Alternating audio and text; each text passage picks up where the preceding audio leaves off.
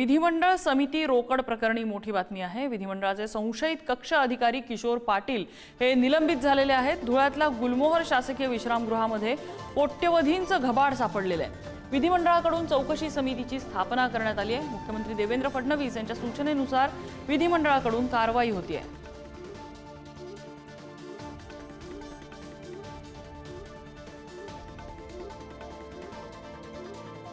या प्रकरणी अनिल गोटे यांनी तक्रार केलेली होती आणि त्यांच्या तक्रारीमध्ये तथ्य असल्याचं धक्कादायक वास्तव समोर आलंय। कोट्यवधींचं घबाड ताब्यात घेण्यात आलंय आणि आता चौकशी समितीची स्थापना करण्यात आलेली आहे।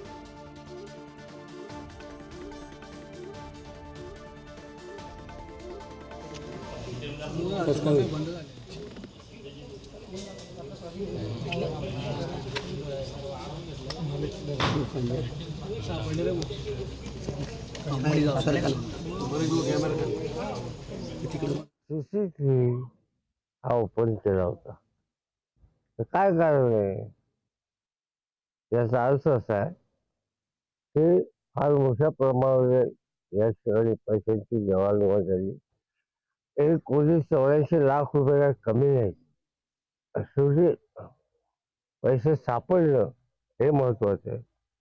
यावरून देवेंद्र फडणवीस यांच्या मंत्रिमंडळाचं त्यांचं स्वतःचं चरित्र उघडं पडलं आहे असं माझं स्पष्ट आरोप आहे। आता धुळ्याची घटना अतिशय गंभीर आहे, त्याची सत्यता अजून समजलेली नाही, पण त्याची सत्यता बाहेर आलीच पाहिजे।